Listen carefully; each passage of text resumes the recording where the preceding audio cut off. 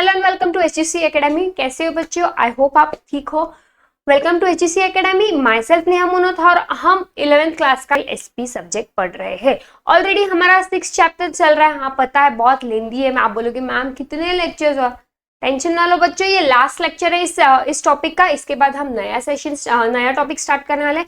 तो आज के सेशन में हम देखने वाले हैं सेक्रेटरियल स्टैंडर्ड्स क्या होते हैं, सेक्रेटरियल ऑडिट क्या होता है और सीएफओ किसे कहा जाता है। ओके, लास्ट सेशन में हमने डिस्कस किया था roles rights of company secretary. आज के सेशन में हम देखेंगे कि सेक्रेटरियल स्टैंडर्ड्स होते क्या है, वो कौन बनाता है, कौन उसे अप्रूव करता है, उसकी इतनी इंपॉर्टेंस ऑर्गेनाइजेशन में क्यों होती है। ओके, तो चलो बच्चों बिना टाइम वेस्ट किए हम जल्दी से स्टार्ट करते हैं डायरेक्टली आपके टॉपिक की ओर, जो कि है सेक्रेटरियल स्टैंडर्ड्स। नाउ एक तो सेक्रेटरियल स्टैंडर्ड सबसे पहले कौन बनाता है? सबसे पहले सेक्रेटरियल स्टैंडर्ड्स बनाते हैं institute of company secretary of India.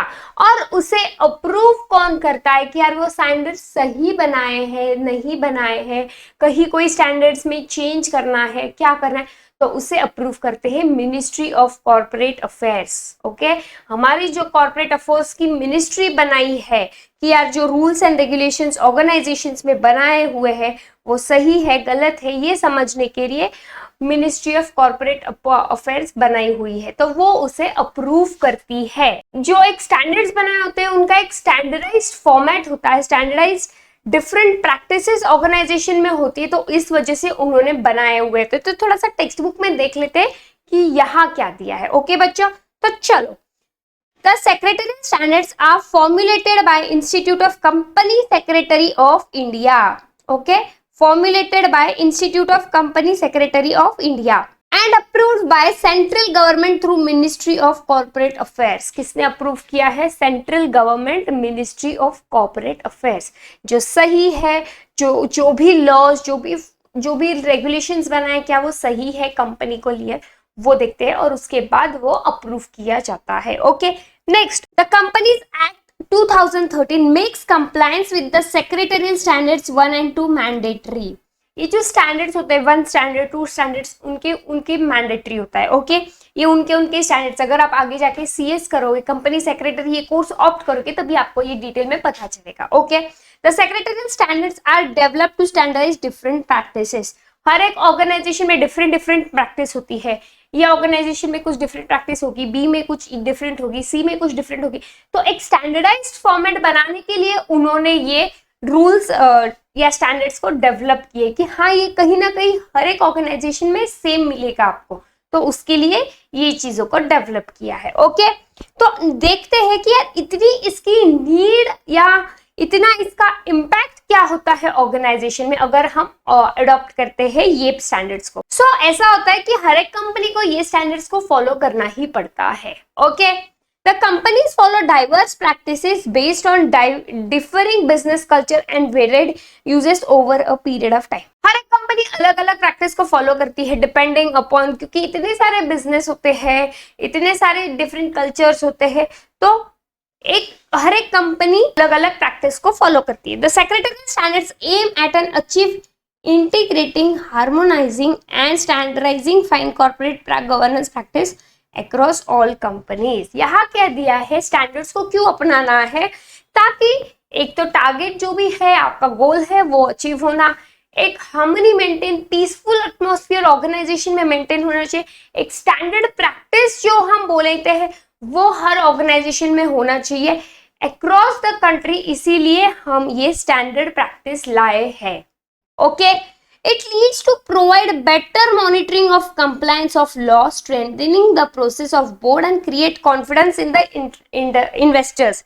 यहाँ क्या दिया है, कंप्लायंस ऑफ लॉ, इससे क्या होगा कि यार एक तो प्रॉपर ध्यान रख सकते हैं, बेटर प्रॉपर मॉनिटर कर सकते हैं कि यार ये कंपनी क्या सारे कंप्लायंस, सारे लॉज को सही से फॉलो कर रही है, जितने भी लॉज है एक कंपनी के रिलेटेड क्या वो सही से सब लोग फॉलो कर रहे हैं, क्या कंपनी सही से उसी पे काम कर रही है, नहीं कर रही है। ओके, उसके बाद क्या है, strengthening the process of board and create confidence in the investors. Board की भी स्ट्रेंथन करना कि हाँ जो भी बोर्ड ने रूल्स रेगुलेशंस बनाए हैं वो सही बनाए, और उसके बाद सबसे इंपॉर्टेंट है कि इन्वेस्टर्स का कॉन्फिडेंस बिल्ड करना। इन्वेस्टर्स को बताना कि यार कंपनी जो है वो सही है और वो सही काम कर रही है, कॉन्फिडेंस बिल्ड कराना। ओके जो आपके पैसे कंपनी में लगाएंगे तो वो आपके मतलब कहीं ना कहीं कंपनी के डेवलपमेंट के लिए ही होंगे। Clear? Okay the ICSI constituted secretarial standard board in 2000। कब लाया आईसीएसई ने सेक्रेटरियल स्टैंडर्ड बोर्ड? 2000 ईयर में लाया। which includes representative of Institute of Chartered Accountant of India, Institute of Cost and Works Accountant and different industrial association। See जैसे यहाँ CS के लिए ICSI बोला गया है एज अ मेन, मान लो हम उसको उनके हेड ऑफ द फैमिली बोल सकते हैं। ओके वैसे ही CA के लिए कहा ICAI।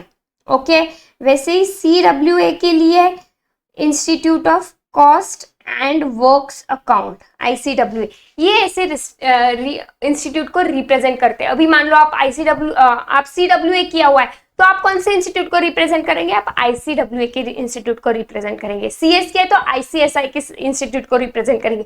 CA किया है तो ICI इंस्टीट्यूट को रिप्रेजेंट करेंगे। ऐसे और भी बहुत सारे इंस्टीट्यूट्स होते हैं। ये तो यहाँ एक दो एग्जाम्पल्स दिए, करेक्ट? तो हर एक इंस्टीट्यूट्स के डिफरेंट स्टैंडर्ड्स होते हैं। ओके तो नीचे हम देख लेंगे। इतना तो आई होप आपको समझा होगा कि स्टैंडर्ड्स क्यों लाए हैं, कब लाए हैं, उन स्टैंडर्ड्स का मतलब क्या है। ओके ऑर्गेनाइजेशंस में कहाँ कौन से कैसे यूज हुआ जाता है।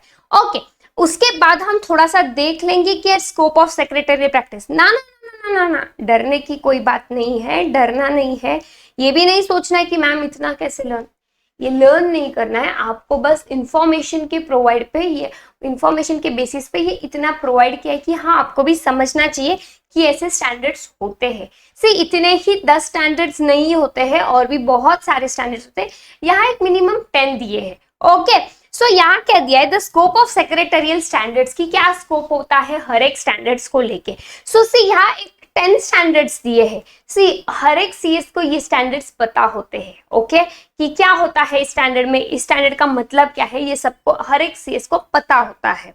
ओके तो यहाँ हम थोड़ा देख लेते हैं S1 स्टैंडर्ड 1 का मतलब यहाँ क्या दिया है। सी अगर आपको पता भी नहीं है कि स्टैंडर्ड 5 का मतलब क्या है, स्टैंडर्ड 9 का मतलब क्या है, S10 का मतलब क्या है, S4 का मतलब क्या है, गूगल पे अगर आप सिंपली टाइप करोगे S5 S4 secretarial standard 5 secretarial standard 4, आपको उसके बारे में डिटेल्ड इंफॉर्मेशन मिल जाएगी। Okay everything detailed about that standard will be in front of your eyes. Okay so देख लेते हैं secretarial standards of meeting of board of directors S1। सो अभी इसमें क्या दिया होगा कि यार मीटिंग में क्या क्या डिस्कस होने वाला है, इन डेप्थ होगा, फिर मीटिंग कौन कौन अटेंड करेंगे, फिर मीटिंग में क्या एजेंडा होगा डिस्कशन का, एवरीथिंग रिलेटेड टू मीटिंग का टाइमिंग क्या होगा, ये आपको सेक्रेटरियल स्टैंडर्ड 1 में मिलेगा। ओके नाउ S5 ले लेते हैं। मान लो मिनट्स, मीटिंग में क्या क्या हुआ नोट डाउन करना है, मीटिंग नेक्स्ट कब होगी, क्या होगी, मीटिंग में क्या डिस्कशन हुआ है, मीटिंग का एजेंडा क्या था, मीटिंग कब स्टार्ट हुई थी। Again everything in short should be written in the meeting minutes, that is known as secretarial standards 5। ऐसे ही ये सारे स्कोप ऑफ सेक्रेटरियल स्टैंडर्ड्स है। नाउ अभी हम देख लेते हैं थोड़ा सेक्रेटरियल ऑडिट कि what is secretarial audit. So basically secretarial audit मतलब क्या, कंपनी एक ऑडिटर को हायर करती है, कंपनी एक ऑडिटर को हायर करती है। हायर क्यों करती है ये समझने के लिए उन्होंने जो साल भर का ट्रांजैक्शंस किए हैं, साल भर जो भी काम किया है, ऑडिटर एक बार वेरीफाई करेगा और ये बताएगा कि जो भी काम किया है वो सही है, लीगल है, लॉस को फॉलो करके किया है या नहीं किया है, या इलीगल एक्टिविटी की तरह से किया है। ओके वो सबको बताएगा फिर बाद में कि हाँ कंपनी जो भी काम कर रही है वो सही कर रही है, for the company goal and future के लिए ही, अचीव करने के लिए ही कर रही है, कुछ भी इलीगल एक्टिविटी कंपनी में नहीं हो रही है। बोर्ड ऑफ डायरेक्टर्स भी है, जो भी है वो भी सही तरीके से ही काम कर रहे हैं। इसके लिए एक सेक्रेटरियल ऑडिट या ऑडिटर को हायर किया जाता है। ओके अब थोड़ा सा इसमें देख लेते हैं टेक्स्ट बुक में आपके क्या दिया है। Okay this is an audit which check the compliance of various legislation including companies act and other corporate economic laws applicable to the company। yes ये क्या कि यार आपने जो भी काम किया है सारे लॉस को देख के फॉलो किया है, सारे लॉस को ध्यान में रख के फॉलो किया है, कॉर्पोरेट लॉ को भी फॉलो किया है। ओके उसके बाद इकोनॉमिक लॉ, सब लॉस को अप्लाई सही से किया है, okay, that is known as audit. ये सारा चेक करना, ओके, कंपनी सारे रूल्स एंड रेगुलेशंस को फॉलो कर रही है नहीं कर रही है, ओके। उसके बाद इंपॉर्टेंस में क्या दिया है वो थोड़ा सा देख लेते हैं। It is a mechanism to monitor compliance requirement. एक मैकेनिज्म है टू मॉनिटर कि यार और कौन से लॉस लगेंगे, और कौन से कंप्लायंस को फॉलो करने का, और कौन से रूल्स एंड रेगुलेशंस है जो कंपनी रिलेटेड, जो कंपनी को फॉलो। नेक्स्ट क्या है, it aims at detecting error mistakes in compliance mechanism. क्या एरर्स है, क्या मिस्टेक्स हो रही है, ये भी डिटेक्ट कर सकता है। It prevents the company from the risk and loss due to non compliance. अगर ये, इससे क्या प्रिवेंट होता है कि अगर कुछ चीजें फॉलो नहीं हो रही तो इसका क्या रिस्क है, इसका क्या इफेक्ट हो सकता है, इसका लॉस कितना हो सकता है, ये भी हमें पता चलता है। अगर मान लो कोई कंपनी सेक्रेटरी, उससे कोई गलती हो जाए, मान लो किसी लॉ से गलती हो जाए, उसको ध्यान में नहीं आया कि यार ये लॉ गलत हुआ है, हम ये कंपनी फॉलो सही तरीके से नहीं करे, तो उनकी एक छोटी सी मिस्टेक उनको करोड़ों तक का नुकसान पहुंचाती है, ओके। उनको फाइन, उनकी पेनल्टी, उनकी हैवी ड्यूटी इतनी होती है कि वो करोड़ में तक जाती है, क्लियर। सो ये भी प्रिवेंट करता है ऑडिटर। अगर उसके ध्यान में आता है कि यार ये चीज आप गलत करें, तो वही वो प्रिवेंट कर सकता है, ओके, ठीक है। It gives confidence to regulators, management, stakeholders that company is following a disciplined approach of evaluation and improve effectiveness, risk management, control and governance. एक कॉन्फिडेंस आता है किसमें, मैनेजमेंट में, स्टेक होल्डर्स, इन्वेस्टर्स, क्रेडिटर्स, कि यार ये एक कंपनी जो है वो सही तरीके से काम कर रही है, एक डिसिप्लिन्ड अप्रोच होता है, जो भी कुछ होता है वो तुरंत इंप्रूव कर देती है और इफिशिएंटली उसमें काम करती रहती है, ओके। रिस्क मैनेजमेंट सही तरीके से करती है, सब कुछ कंट्रोल करती है, सब कुछ गवर्न करती है, clear. Importance of secretarial audit, क्यों करना चाहिए ऑडिट, समझ में आया। Next, applicability of secretarial audit. Now ये कौन से कंपनी के लिए ये सेक्रेटरियल ऑडिट करना एप्लीकेबल है। Now applicability of secretarial audit under section 204 sub section 1, okay. So now अभी कौन से कंपनी को ये ऑडिट करना पड़ सकता है। सो सबसे पहले है every listed company on SEBI, सबको ये ऑडिट करना होता है, भले ही वो कंपनी 200 करोड़ की हो, 10 करोड़ की हो या 1000 करोड़ की हो, सबको ये ऑडिट करना ही पड़ता है, okay. Next, every public company with paid up share capital of 50 crore और मोर, ओके, जिसका भी paid up share capital 50 crore और मोर है वो। Every public company with a turnover of 250 crore और मोर, 250 करोड़ से ज्यादा है, 250 करोड़ है, उन सभी को ये अप्लाई होता है। Every private company which is subsidiary of public company, okay.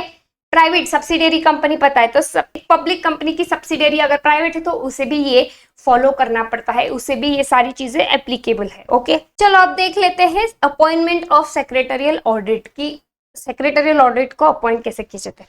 Only member of ICSI holding certificate to practise can conduct a secretarial audit and furnish secretarial audit report.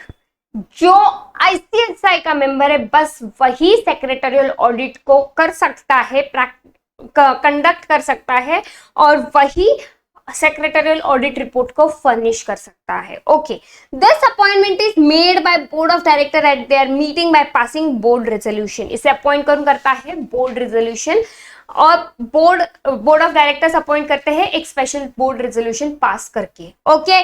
This appointment should be preferably made in the beginning of financial year, thus to make possible checking of compliance on continuous basis। so ये starting के financial years में ही appointment होना चाहिए, क्यों, तो यार वो साल भर चेक कर सकता है कि यार सारे कंप्लायंस फॉलो हो रहे हैं या नहीं, एक कंटिन्यूअस बेसिस पे, okay. The secretarial audit report should be prescribed format by form MR3 and to be annexed with the board report, okay. एक प्रिस्क्राइब्ड फॉर्मेट में वो होना चाहिए, ओके, और बोर्ड रिपोर्ट में वो सबमिट होना चाहिए। अब थोड़ा सा CFO के बारे में जान लेते हैं। चीफ फाइनेंशियल ऑफिसर, CFO, तो पहले आप बोलोगे कि ma'am CFO chief financial officer, okay हमने चीफ एग्जीक्यूटिव ऑफिसर के बारे में तो थोड़ा सा समझ लिया है हमने KMP के स्टार्ट में, बट अभी चीफ फाइनेंशियल ऑफिसर, यस ये भी अलग पर्सन होता है। अब आप बोलोगे कि मैम अगर हमें चीफ फाइनेंशियल ऑफिसर बनना है तो हमें क्या करना पड़ेगा। कुछ नहीं बच्चों, आपको थोड़ा खासा अच्छा खासा नॉलेज होना चाहिए ऑडिट वाले सब्जेक्ट को लेके, अकाउंट्स वाले सब्जेक्ट को लेके। अगर आपको अच्छा नॉलेज है फाइनेंस वाले सब्जेक्ट को लेके, अकाउंट्स वाले सब्जेक्ट को लेके, तो यस यू कैन बिकम। सो देख लेते हैं आपके टेक्स्ट बुक में क्या दिया है। CFO is the officer of company who is responsible for company's finances.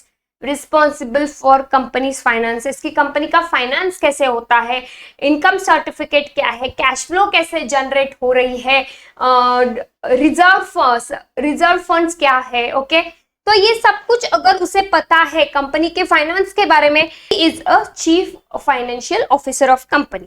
सो नीचे क्या है, this extend to financial planning, management, financial risk, record keeping and financial reporting. Okay तो ये किसके लिए है कि यार ऑर्गेनाइजेशन की फाइनेंशियल प्लानिंग कैसे है, क्या करना है ऑर्गेनाइजेशन में, साल भर में हम फाइनेंस को कैसा प्लान करेंगे, कहाँ इन्वेस्ट करना है, कितना इन्वेस्ट करना है, कैसा इन्वेस्ट करना है।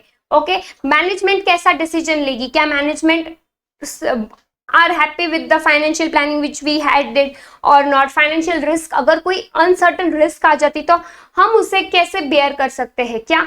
ओके उसके बाद record keeping and financial reporting, सारे रिसिप्ट सब कुछ रिकॉर्ड होना चाहिए ऑर्गेनाइजेशन में। ऑर्गेनाइजेशन में पैसा आ कहाँ से रहा है, ऑर्गेनाइजेशन में पैसा जा कहाँ रहा है, उसका एक रिपोर्टिंग होना चाहिए। Okay next, CFO helps in analyzing and recognizing company strength and weakness। Company की स्ट्रेंथ क्या है, कंपनी की वीकनेस क्या है, कंपनी की स्ट्रेंथ कहाँ है, कंपनी कहाँ कम है, कमजोर है, ये किसे पता होता है, एक CFO को पता चलता है, वो हेल्प करती है एनालाइज करने में। This lead to take timely corrective action with respect to finance of company. कुछ टाइम कंज्यूमिंग है, कुछ टाइम लगता है सही एक्शंस लेने के लिए। एट द एंड फाइनेंस से रिलेटेड है भाई, पैसे से रिलेटेड, टाइम तो थोड़ा लगेगा, सही जाना है, बिना कोई गलती किए जाना है तो थोड़ा सा टाइम तो लगेगा ही। The CFO is responsible for presenting and reporting accurate and timely financial information of a company. CFO is appointed as a regular employee in roles of company or maybe on contractual basis for certain period of time.